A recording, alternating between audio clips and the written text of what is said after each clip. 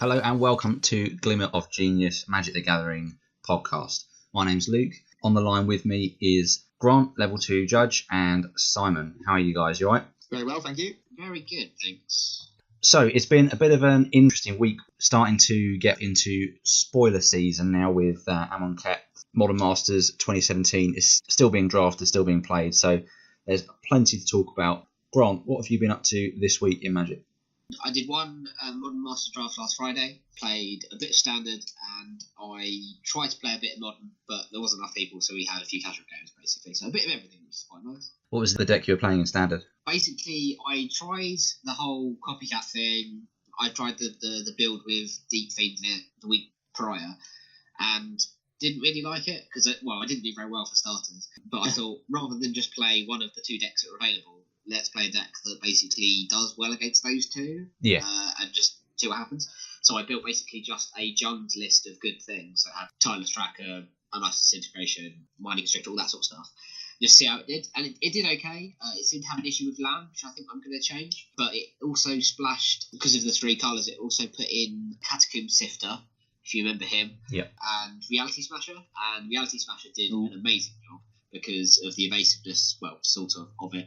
So I'm thinking now just to go with a deck that has, I don't know, Reality Smasher in it with some other stuff, maybe like Backdoor Aggro or something. So I've got some food for thought, because I haven't really played much Standard this season. But yeah, I'm going to stay away from the two main decks to see what happens, basically. Reality Smasher is a very underrated card and undervalued as well. It's still so cheap. A card that sees legacy play. Yeah. Ridiculous.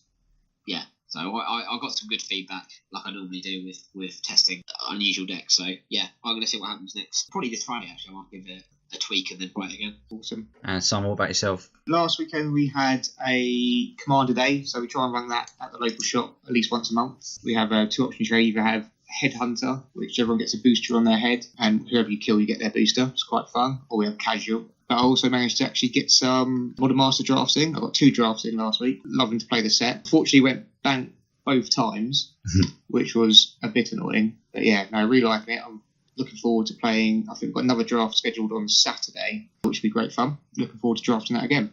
Cool. I also got in a couple of Modern Masters drafts as well. Did a bit of Modern. I recorded one league and for my YouTube channel, but I also did another one for fun afterwards. Played against... round 1 I played against Death Shadow Zoo, or Jund. Ooh, how did that... So I like that deck. The deck is really good. The problem any red-based sort of burn deck has against people playing Tarmogoyfs is that they're playing Tarmogoyfs and cards like Death Shadow. So, you play Goblin Guide and you do a bit of damage, and then they play this brick wall, and it's very difficult to get around that without either 2-for-1ing yourself, sometimes 3-for-1ing yourself with creatures and burn to kill said Tarmogoyf, and Death Shadow. If you have these awkward situations where they're at 9 life or whatever, and you think, well, I've got 2 burn spells in hand, I need to try and top deck a burn spell. But if I don't top deck a burn spell, I've just made that Death Shadow lethal. And you have these really weird situations where most of the time I play against it, I have to almost play as if they don't have the Team of Battle Rage, because if they have the Team of Battle Rage, then there's not an awful lot I can do about it. And it's just because they've got high toughness creatures. I mean, Burn's always going to struggle against high toughness creatures. You didn't do the awkward thing of lightning bolting a Tarmogoyf as a 2-3 and then it turned into a 3-4. That's quite awkward. No. Fortunately, I learned from someone else doing that, and that has been ingrained into my mind to never do that. I was not doing state-based action. Yeah. I was watching your video going, lightning bolt it. So that was a bit tough. And then I played against, it must have been Storm deck, because it was running Past in Flames, Goblin Electromancer and Baral. But in game 1, they Mad Cat's Experiment into Platinum Imperium. And I just kind of sat there, and I managed to put 4 burn spells into it to kill it, which was... or 3 burn spells, and I still lost. I mean, Platinum Imperium's not great because people have Path to Exile, but if you're not running Path to Exile, it seems like a great card. Yeah, it was a problem. If you're 3-to-1ing yourself, you're probably losing. Yeah. It doesn't feel good. Yeah. So yeah, no, it was a bit rough, and I got some casual games in with Living End as well, which is fun. Living End doing ridiculous things. Put Simian Spirit Guides back in the deck, and it's great because you can do like turn 2 Fulminator Mages and just take them off a turn where they could stabilise or interfere with your plan long enough to just raise enough stuff back from the dead and kill them. Did you play any of the new is it Grixis Emerge deck that's taking off at the moment? What, in Modern? For Modern? Yeah. I've not heard of this. No, I haven't either. Oh, maybe I'm talking rubbish, but I thought that was the deck that's picking up popularity at the moment. So I'm selling out a lot of Thought Seizers and Watery Grave. What are people? What's the concept? People Thought Seizing themselves. Oh, now you're asking. Hang on. Okay. I just thought a lot of people were switching to this new Grix deck after the ban announcement. Dredge obviously got hit quite hard with the banning of Grave Troll. Infect's taken quite a hit as well due to Gitaxian Probe, which I didn't know was such a key part to the deck. But yes, I'm having a lot of people selling me their Noble Hierarchs and Immorph Nexuses and trading them in for this new Grixis stuff. It's believable. I think I've currently got 2 playsets of Immorph Nexuses, which I've never had more than a playset in stock before ever.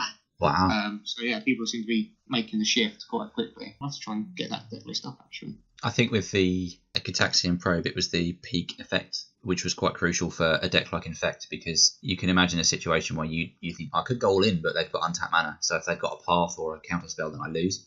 So being able to understand, well, just go, I'm going to look at your hand and find out if I can just win on the spot or not. And I guess it's good Del fodder as well, isn't it? So, oh, yeah.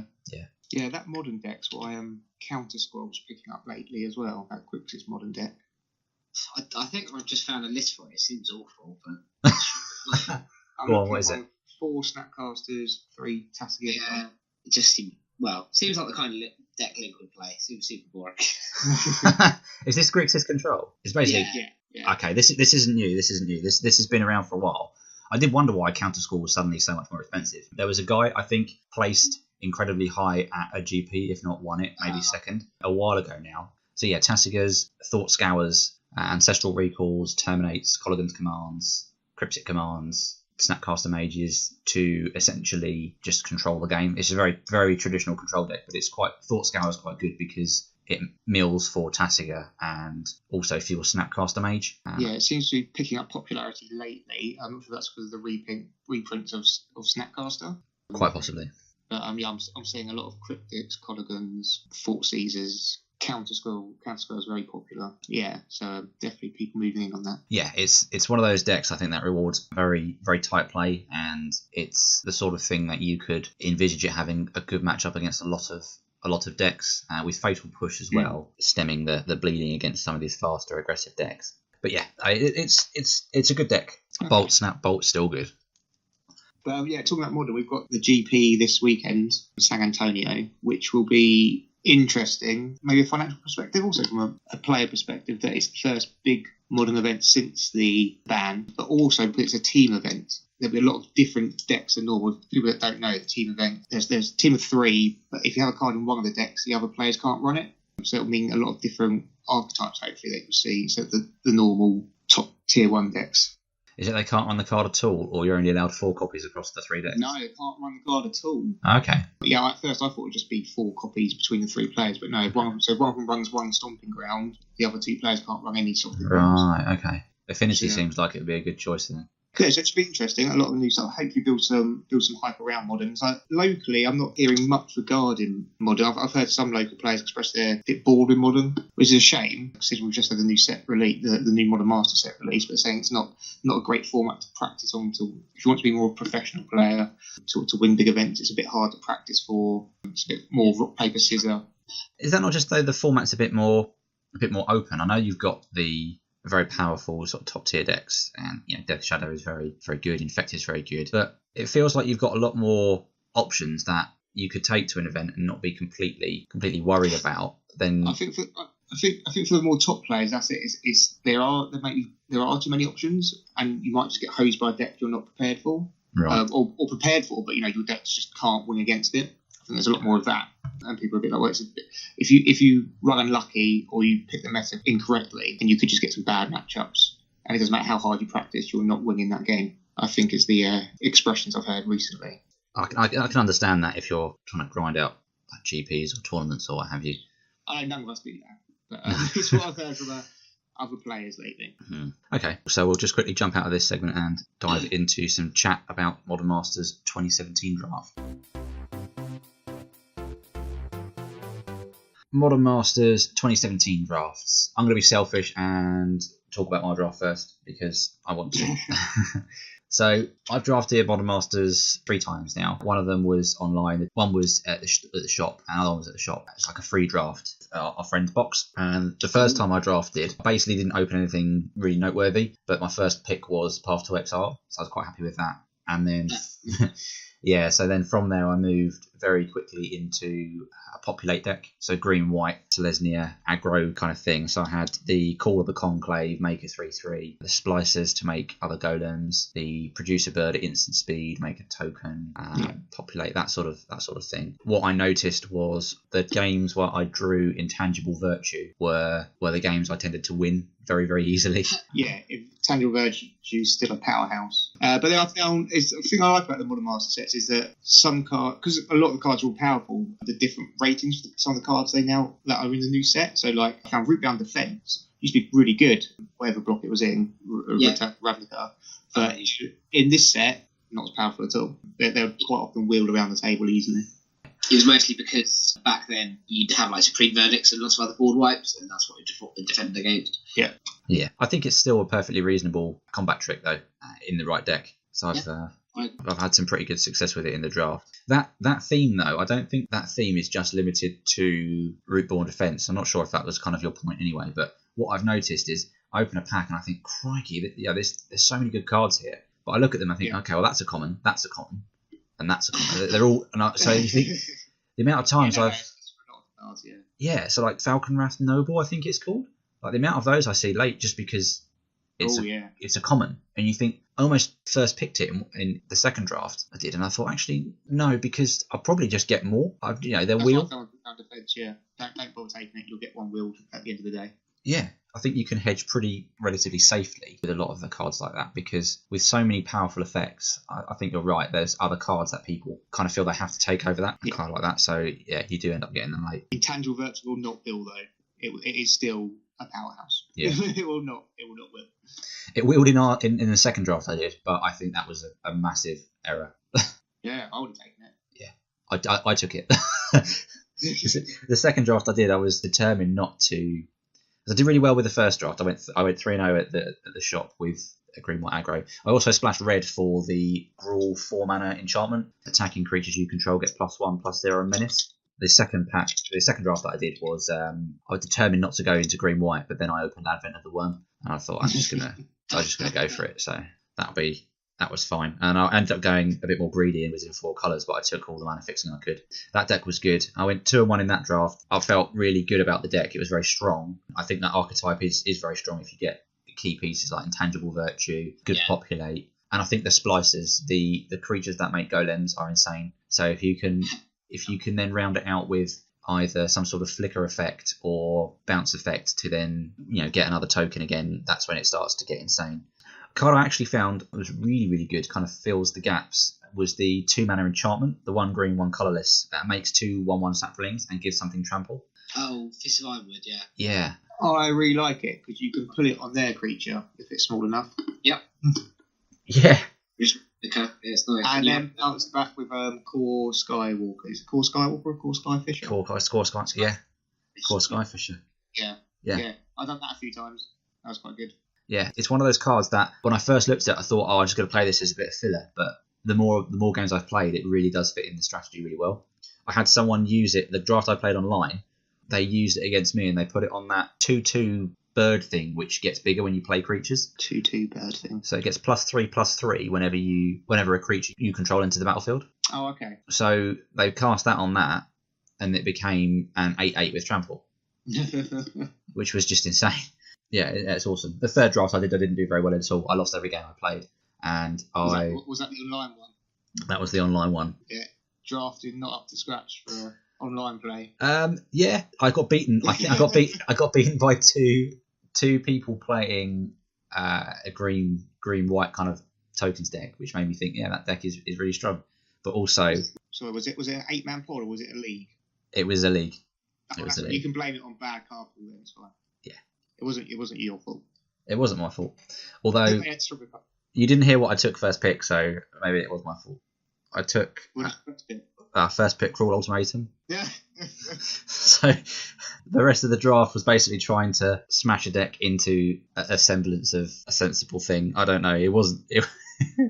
I regret taking it now. It was good fun. I cast it in like almost every game I played. Oh, at least you got to cast it. That's fun. Yeah, I cast it multiple times, but it didn't make a difference. It was really bad. No. Shall I do my drafts quickly? Yeah, go for it. Go for it. It won't be as good because actually I went green-white. I went back tokens both times, so that wasn't. We won't have much to discuss there. But the first one I opened Call a Herd for quite a weak pack, so I'll go for it, give it a go. Second picked Amazon Pilgrim, obviously. Yep. Then got past a Phantasmal Image, a Ranger of Eos, Might of Old Corrosa, Simic Sky Swallower. This is all pack 1.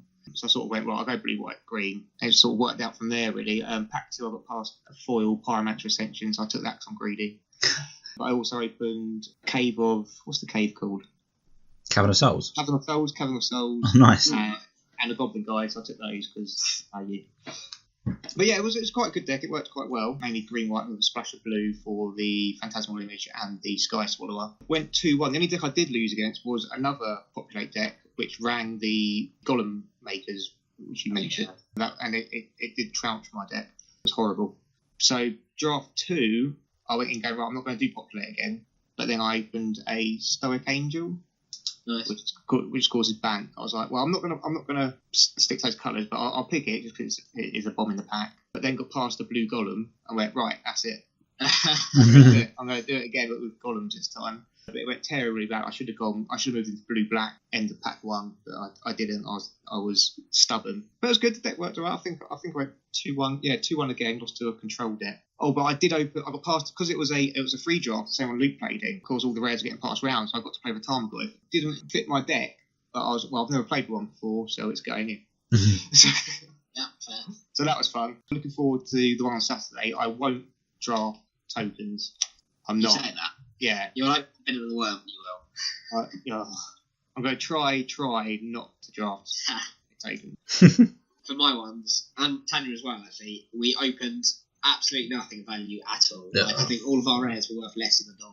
Wow. Like no mythics or whatever at all. So I was a bit disappointed with that, particularly obviously since it was no prizes, because I think the deck I built was okay. I think I went 2-1, but again, obviously that wasn't winning any prizes. I can't even remember what my first pick was. I don't think it was a rare. It was that awful.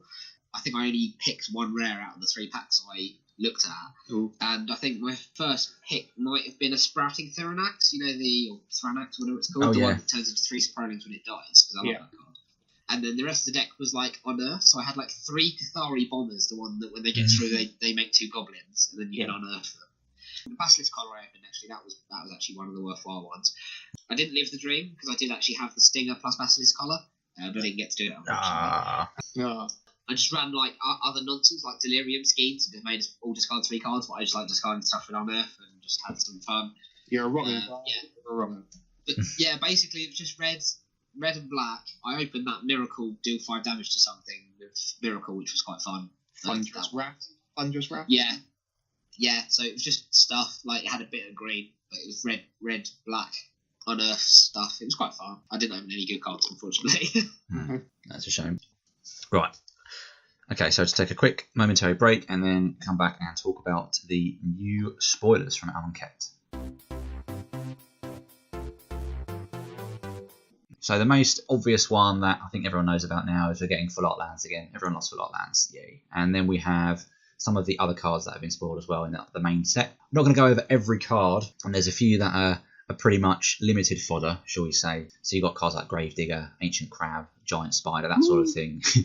Yeah, all sorts of funky little reprints and interesting things there. But I think the most interesting thing to see from the spoilers to start with is the one card in particular. We'll get onto some of the other cards and mechanics on the new mechanics on the cards, but the one that's the most strange and it's been spoiled for a while now is Dusk Till Dawn. So it's kind of like a squished up card, and then it's got a card turn 90 degrees and then pasted into the lower half of the card. And that's literally what it is. And it's sound like it was done in MS Paint. Yeah. The internet has had its opinion divided on whether this looks hideous or not. I mean, people can form their own opinions. So yeah, Dusk Till Dawn, is it 4? So the one mode of the card, the Dusk mode, is a sorcery, 4 mana, so 2 generic and 2 white. Destroy all creatures with power greater or equal to 3. And then the Dawn part says Aftermath as a keyword ability. Cast this spell only from your graveyard, then exile it. And then it says return all creature cards with power less than or equal to 2 from your graveyard to your hand. And that part of the card has a converted mana cost. Well, I don't know if it'd be the converted mana cost of the whole card, but that part says it has a cost of 3 generic and 2 white, so 5 mana in total. So it's very strange, and well, until we get the sort of, I don't know what you call them, the primer, sort of rules primers and things from the release notes of the set, kind of confirming how this works exactly. It's a bit of a strange one. Yeah, I mean, I like it. Different design space being used. Well, same design space, but combining on the one card, which is quite nice. Sort of like Fuse and Kicker and Dredge card mixed together. It's it's interesting. It'll be interesting to see how many there are in the set for ranking power level for drafting. It'll be quite interesting. It's interesting because not quite as much as the Invocations, but when this was first spoiled, as indeed the first spoiler, a lot of people were like, oh, this looks awful, this is the worst card I've ever seen or whatever. And the issue is, with some of the Invocations, I've already seen about 4 mock-ups that people have tried to do a better job of it, and they a bit better. Well, this one, I've yet to see someone try and do a better job of this, because sure, it initially looks a bit rubbish, but if you think about how the card works, you can't just have 2 sideways cards, because then it's a split card, and it means you can cast from your hand. You can't have it vertically, because then you'd have no picture, or, I don't know, it wouldn't fit in or something. And someone rightly said that probably the way they're going to suggest you play this card is you play it from your hand, so as you're holding it, you can read the top bit, and then when you're trying to play the other bit from your graveyard, you put it sideways so that it's in your. You can see that it's in your graveyard, but the opponent and you can read that you have this other little half card ability that you can do from your graveyard. So to me, that makes perfect sense, and I can't really think of another way apart from using double-faced cards, maybe, where you could make this work. So I don't know. Could it be a flip card? You just flip it over and it's in your graveyard? That's complicated though, because you can't ever have a flipped card in any other zone of the battlefield. So what is the card's converted mana cost when it's in your graveyard? That would have to be part of the FAQ, so I can't say for, but I would assume it's 4 because that's what it says. But it might be the same as split cards, where it's both at the same time, so it's 4 and 5. But we have to wait for the FAQ. Interesting. I would guess 4 and 5 personally, and I think also this was the first thing I thought of. If any of you have been keeping track with the expertise cards, and obviously the explosion of split cards being played because of the way it gets around all those rule businesses because of the CMC, I think they're going to be super cautious with these split cards and make sure none of them have CMC 1, 2, or maybe even 3, so that you can't like cheekily cast the other side. But I think because this says you can only cast from your graveyard, I think that might get around it. But I think there's still some synergy with Goblin Dark Dwellers or Snapcaster Mage, you can get around it. So I think they're going to hopefully be super cautious with how it's synergized with older, like modern cards. I can imagine either scenario where they. Yes. I quite like the card though.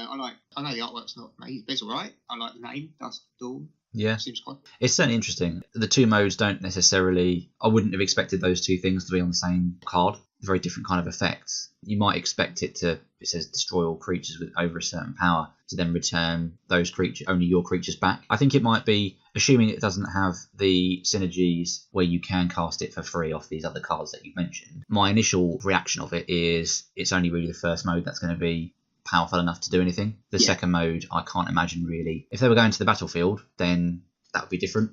But returning that stuff back to your hand, I'm not sure how good that is. To your hand, is it? Yeah. So I'm looking at I think, Spanish version of the card. Might turn out that it's the battlefield, and if it's the battlefield, then that's really good. I mean, we all remember how good Rally was, so similar sort of. I mean, it's no Rally of the Ancestors, I appreciate, but that sort of effect is still pretty cool. We have other cards that have appeared with another ability on them, and that is Embalm. So we have 2 cards, I think, with that at the moment that I can see. Yeah, so that's interesting. I mean, it's good. It's basically 2 cards for 1. I like it. Yeah, it's interesting that you've got that. You've got Embalm. You have these new split cards and from the graveyard, and also cycling. Yep. So it definitely looks like it's going to be a graveyard matters. I mean, it is about ancient Egypt. I think Yeah. It's going to be quite interesting to see what strategies will come from these. Yes. Yeah. My initial reaction to the embalm mechanic is that it will be very, very good in limited. Yes. Just getting extra value out of your cards. And talk about mana sinks, wanting something that you've got, that you can put your mana into later in the game if you're not drawing particularly well. That does that. So like the Unwavering Initiate one, he's a 3 mana 3/2 with Vigilance and Embalm for 5. So he's quite good early, and if you get him in there, if you kill him off and then get him back later, you can trade with 3 power as well. You can potentially trade up and then recur him again for later on. Yeah, I think that's the benefit. It's a 3/2 with Vigilance for 3, which is good. For limited standalone cards anyway, it's good, and then you've got the Embalm as a bonus. So if they're all to that sort of standard, they're going to be very good cards for limited. Yeah, I mean the issue, of course, with this is, of course, one is a common and one's an uncommon, and I'm going to just hazard a guess saying, well, 1, the rares are going to be slightly better, and 2, I reckon there's probably going to be at least a few like legendary or like named character ones probably with Embalm, like think like Ancient Pharaohs kind of thing. Yeah. So they're probably gonna have a lot more going on, like when it embalms, do this, or I don't know, some other stuff. You'll probably see some silly expensive tokens off the back of that as well, if that's the case. Yeah, some of them look nice. The artwork for the other one looks really cool. Yeah. Oh, and to answer Embalm, so you exile it from the grave, create a token that's a copy of it, except it's a white zombie human warrior with no mana cost. Maybe rares will have some enter the battlefield effects. Yeah, exactly. That's what bonus from when you embalm them as well. Get a second into the battlefield effect. Yeah, that'd be cool. And then we have a couple of rares that have been spoiled as well. So I think the promo ones, Glorybringer, Dragon, 5 mana Dragon. Oh, remember what Exert does? Has he got Exert? Yes. Yeah, the red one does. Yes. The black one is Cyclic, the red one has Exert. So Exert is, you can choose, when it attacks, you can choose not to untap it in your next turn. So you say it's being exerted and it gets an extra ability. So this one is super attack. Yeah, 4 damage to target creature, I believe. Target non-dragon creature.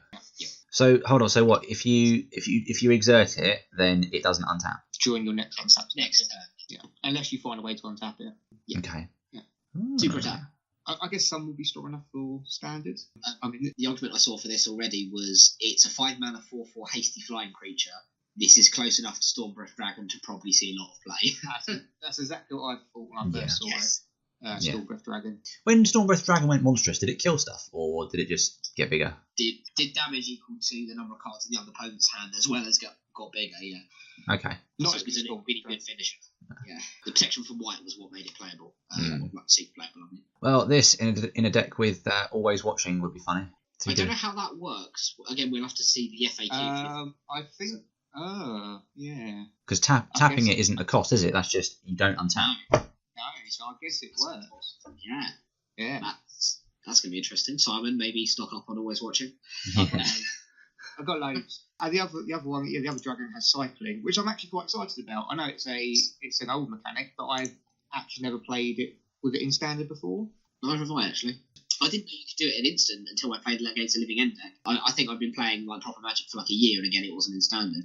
And then someone played Living End and did it end of turn. I was like, I assumed it was sorcery speed, I guess not. And I was like, oh, okay, that's quite good. And I think the difference with this now is, of course, not only have we just had a very graveyard heavy set in Shadows, but obviously this seems to be as well. So it's not even just like the way cycling was initially sort of put into the game just to get rid of it to get an extra card. You're probably going to bin it, get a card, and also probably have to do some nonsense in the graveyard as well. It's going to be fun. Yeah, absolutely, very exciting. Just need some good zombies, which we should have in this set. I mean, I think the synergies are already, even in the very few cards we've got, they're already there. I mean, you've got even just Gravedigger. So you cycle that Archfiend early on just to draw a card if you need to, and you just Gravedigger it back. So there's I tell you, looking at the mechanics, I'm quite excited for this set. Yeah. What do you think of Oracle's Vault though? That was a bit of a wordy one for me. Brick tokens, bring your Lego. Yeah. People will start bringing Lego, won't they? We'll have Pokemon cards for energy, Lego for brick tokens. Oh dear. Gonna get Beyblade back into the game soon. So what did you think of it? I think it's good. I don't get it. Don't get it. Yeah. Pay 2, exile the top card of your library until end of turn. You may play this card. Put a brick counter on Oracle's Vault. So basically, pay 2, you get to play an exile card on top of your library. But then you can do it for free. On top card of your library until end of turn. You may play that card without paying some mana cost. Activate this ability only if there are 3 or more brick counters on it on Oracle's Vault. I can't imagine this doing anything in standard. What's that? How many times you activate it? You've got to activate it 3 times. Yeah. So you're 10 mana in. I don't know the cheapest possible way of ramping this out, but unless there's a way to put brick counters on it in other ways. Can you proliferate brick them? Yeah. Build the pyramid quicker. Yeah. Yeah, I mean, it's... So janky rare, but it seemed like it just had the brick mechanic on it. I don't know how I feel about it. Wordy, slow, but I guess building pyramids take time. That's true. I was reading some comments, and someone's put a comment on this. Is as far as this thing playing Commander, I would rate this as acceptably breakable. So okay, apparently, according to this guy, some cards in the right setup could crack the game in half with this card. I don't play enough Commander to validate that claim. It might work in Commander. Again, proliferate. You can do silly things in Commander, but whether you want to do silly things with this card, I don't know. You have a lot of spare mana in Commander as well, but I think if I think you just want to search for cards really instead of exiling the top card of your library. Yeah, it seems like a lot of work to have something that could just whiff. Yeah. You can't shoot it to the top of your library in this set. Like, there's nothing to work with this to make it broken. No. Okay. That's enough said about Oracle's Vault then. Pretty cool artwork though, to be fair. Sorry I mentioned it. No, that's alright. Don't do it again.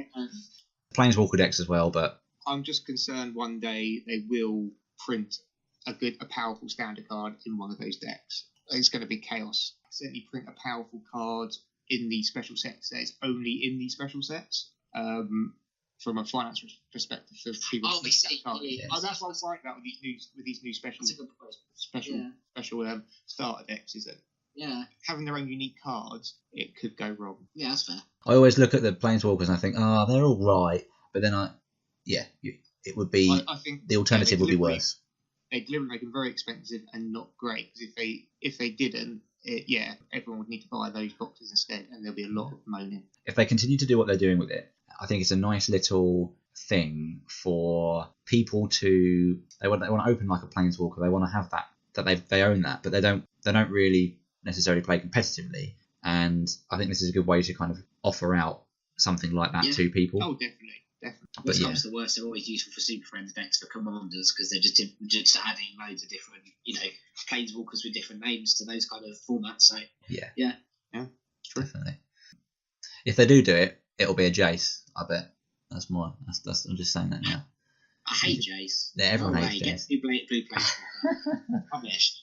He looks the same in every single set. Why change perfection? Blue Mage. No, I as much as I'm not that fussed about Jace, but I do find it weird how he's kind of just become the blue Planeswalker that they always seem to print. I wouldn't kill them to make a new one. Well, the original luring ones are always the main ones, aren't they? Yeah. Apart kind of died down, I guess. Yeah, and Ajani as well. Ajani. Ajani sort of died down for a bit and then came back. But again, I want what happened to Garrett and then Nissa to happen to Jace to go away, and then I don't know, Tanya replace him or something. Yeah, I think everyone wants Jace to go away. Just go away, Jace. Go away. No one wants you. No, you're not getting unbanned in Modern. I actually wouldn't mind that if it was unbanned. Of course you wouldn't. You're a bloody... So, moving on to Invocations then. Ugh. I've seen nothing but aggravated assault against these cards. So, when Maelstrom Pulse, I think Maelstrom Pulse was the first one spoiled, and it was spoiled the night of my birthday. I turned 31, so it wasn't a very memorable birthday as it was. It's quite a quiet one. But at the end of the night, to see that really summed the whole day up for me, really. I was like, oh, God. I mean, you say it was spoiled on that day. It was spoiled, like, the picture of it was spoiled that night, and then it took several weeks for cryptologists to work out what they actually said. And, many people that spoke Ancient Egyptian had to be drawn in and decipher the card. It was... Yeah, I was not happy. Immediately turned to my wife and went, they've made it a Yu-Gi-Oh card. A fair compromise. I woke up the next day and saw the rest of them, and I relented a little bit. I mean, it's tough because you're not seeing them in their fully goodness either. But yeah, I'm not overwhelmed by them at all. I mean, I'm looking at the spoiler now. I can't read what half of them say, half of them are called. I've got the spoilers in front of me. This will be entirely wasted on people obviously listening to the podcast because they won't have webcams. But I happen to have some Yu-Gi-Oh cards here, and Luke and me, since we're on webcam, I'm gonna hold up one of these Yu-Gi-Oh cards, and you see it does look very similar. It's Wow. the exact shade of orange, and this could easily be it's like some terrible demon thing that's on fire. I don't know Yu-Gi-Oh at all since high school, but this could easily be Fireball or something. I don't know. So yeah. Stop it, Wizard Coast. We don't play Yu-Gi-Oh. Some of them look okay. What's annoyed me the most is, so I was really excited when they originally done Expeditions. Yeah. I thought that was awesome. You know, Zendikar was always Land Matters set. To do those prints were great. And then as soon as they announced Inventions, I think, Grant, you were driving me home that day, the day you told me about it, because I hadn't picked up them yet. And I was like, well, that's rubbish. Absolutely, these cards are no longer unique. It's terrible. And they're gonna do one for every set. I know you're quite a fan. They're gonna do one for every set, but they're already they're going to call them different stuff and decide on what to pick. So you had Expeditions, and it was Inventions, which is fine. You know, Kaladesh was all about being an inventors fair, so there'll be inventions there. But they've got into set 3 of this, and they've chosen Invocations, which, for those that don't know, means spells. Which they're not technically. It's one of them. But it's just magic. Everything we cast is spells, so they've just basically we can do anything we want. Invocations. Their theme, if you've missed it, is unreadable nonsense. That's the theme. It makes sense now. I don't know if we discussed it last time, but my prediction for this set, for what it was going to be, was either legendary creatures or sorceries. So if they'd stuck with just sorceries or just instants, I suppose sorceries and instants would have been fine. But the fact they've just got everything, I agree. It's just completely just silly now. We're definitely going to see some god cards. Yeah. I wouldn't mind seeing the god cards. I quite like the god cards. To be fair, if they were on this board, though, they would look exactly like the god cards from Yu-Gi-Oh, though. Whatever the super ultra chicken is called. I still can't. I mean, some of the cards they've chosen are good. Oh yeah, Force of Will.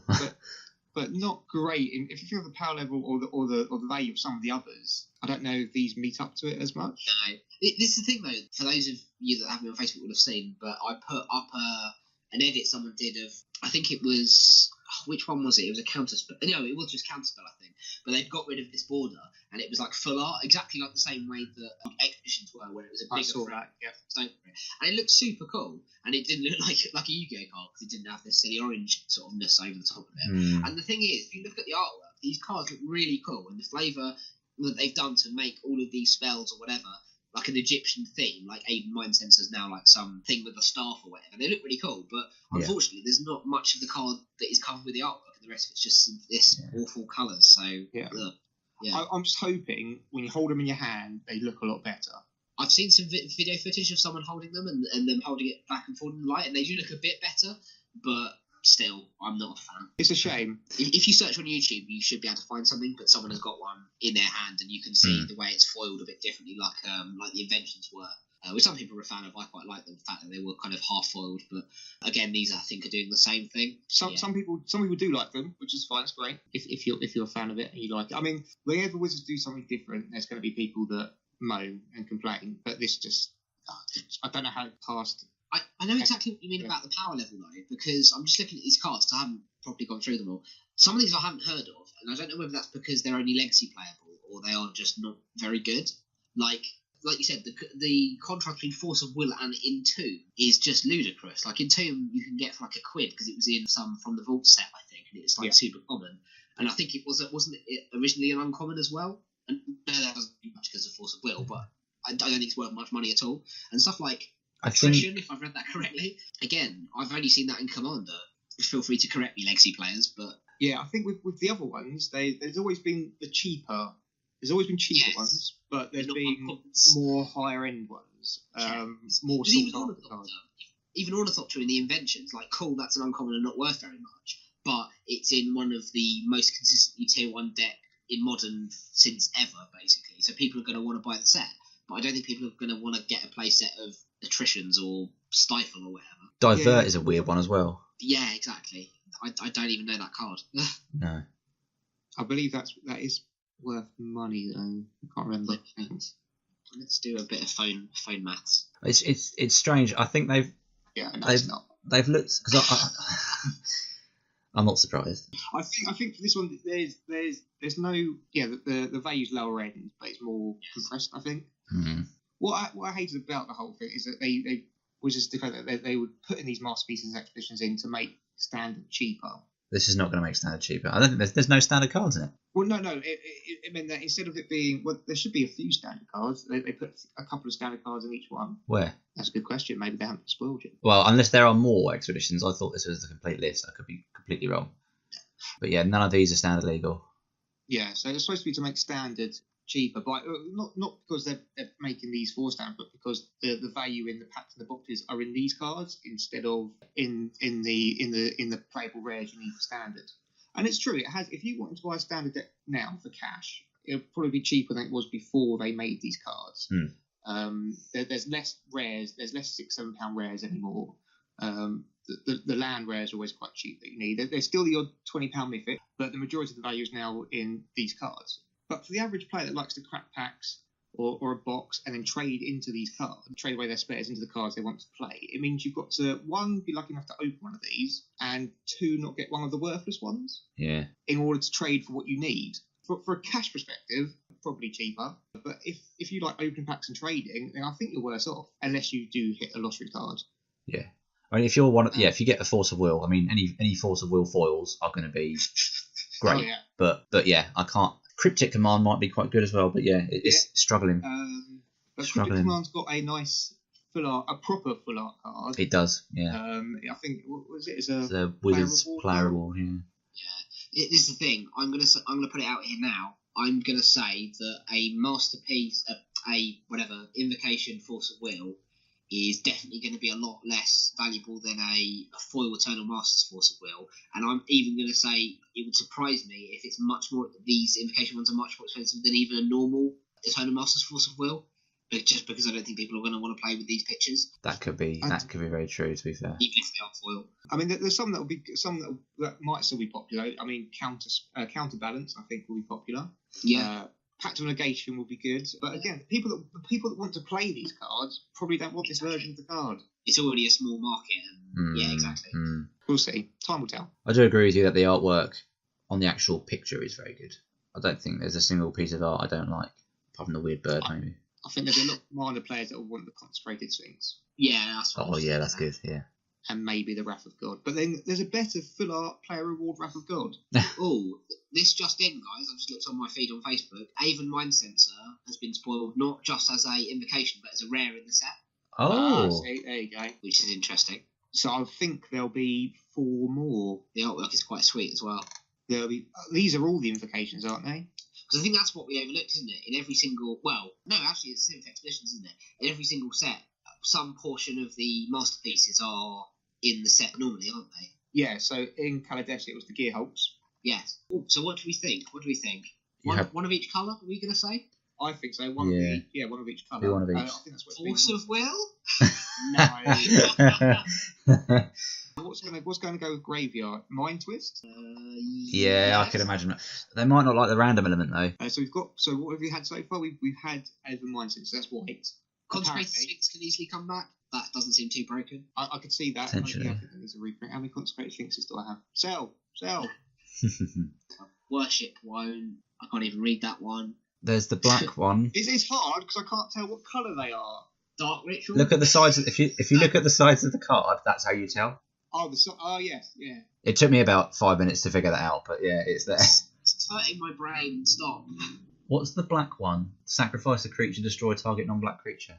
Attrition. That could probably be it's graveyardy enough. Yeah, and it doesn't seem overpowered. Blue will probably be Spell Pierce, won't it? Spell Pierce. Oh yeah. I mean, you've got a choice of that, Force of Will, Daze, or Counterspell, so probably. There's only 2 red cards, either Chain Lightning or Aggravated Assault. Probably Aggravated Assault. Yes, because that will go with Exert. True. Yeah, I can imagine that. They won't have any commands, so not those. No. Is that right? There's not a single green card? Not well, apart from Maelstrom Pulse. That's not overly exciting, considering it doesn't see much modern play. I don't think it sees any legacy play. I was going to say both the gold cards, but I don't think they do Vindicate, because we've just had... Which I'm making, yeah. No. They won't do that. Interesting. We'll see how these predictions go in a month or so. Yeah. Well, we just named every card, so... Yeah, we just... Can't lose. Yeah. It's going to be one of these. 4 of these cards that yet to go. 100%. Oh, Invocations. They are different. It is time to duel. I mean, everyone knows how much people like change, and this is certainly change. Magic players especially love Yeah. Don't feel safe in my own hobby anymore. Okay, so I think that's everything we. What's this last one? Oh, Diabolic Intent. Oh, What? that's good, isn't it? Diabolic Intent's good. I can't find it. It's unreadable. No, it is the second from the top on the left. Yeah, that is a good card. Oh, I hope that's the black one. I don't recognise that card. That could be a new, unless it isn't a new one, in which case it's no, not. It's not new. No, it's not new. Okay. It's an old card.